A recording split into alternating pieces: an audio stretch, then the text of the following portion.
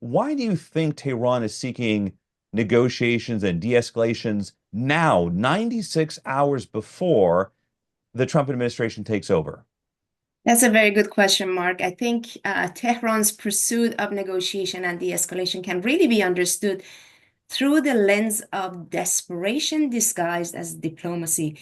This approach is not just about an immediate survival, but also a strategic test for the incoming administration, highlighting the importance of a comprehensive policy that we just heard from panel one. And I really do want to congratulate them for offering a very comprehensive list of actionable policy recommendations that the Trump administration can consider.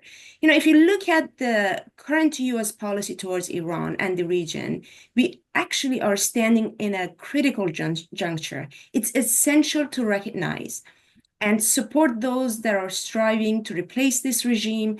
And of course, we are operating in the backdrop of a Bashar Assad regime that crumbled under both internal and external pressures. Ali Khamenei, Iran's supreme leader, faces similar fate. The fall of Assad teaches us that sustained effort can actually dismantle even the most entrenched powers, and lessons that is directly applicable to Iran. Iran's influence, I would say, is particularly through its allies in Syria, Iraq, and Lebanon, as just was discussed by Anna, has been really facing significant setbacks. Setbacks that really demonstrates that its regional dominance, it's no longer there. But you have to think of it in the context of there is a mirror image of that that's happening also inside Iran. Iranian regime is facing significant instability at home. And I think when you really put it all together, it really demonstrates the failure of Khamenei's own strategic approach on how to retain power. You know, we talked about Senator Rubio's comments during the hearing. One of the key points that he raised, which I think is critical for us to really hone in, is that we're dealing with a regime that is not representing the Iranian people.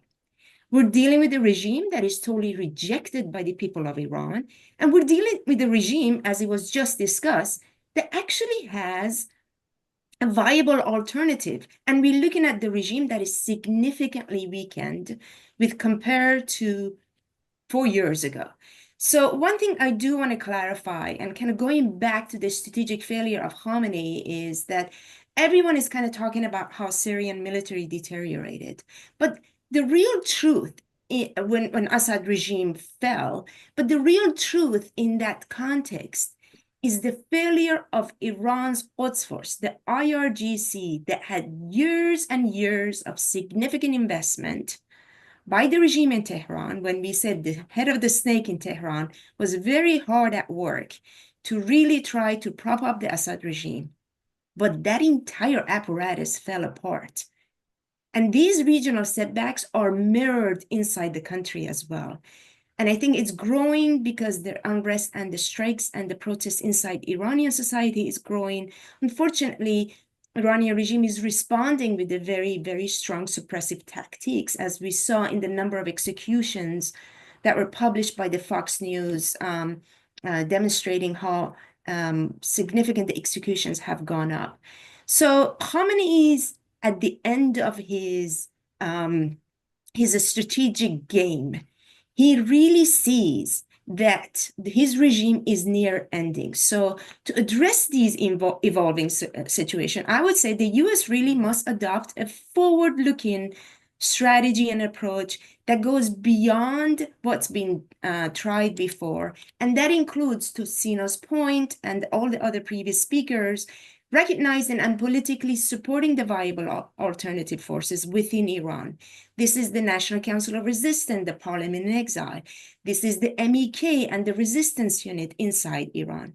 So if you look at all of that and understand the interplay of the regional dynamics with the internal pressure, I would argue that U.S. policy can effectively align much closely with the aspiration of the Iranian people and their freedom for self-determination.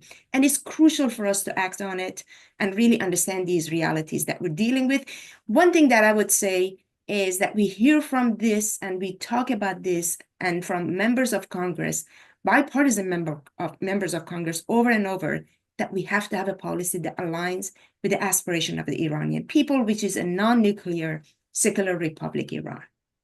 And Dr. Sepehrrad, I think you have one of the sound bites of the webinar there. Desperation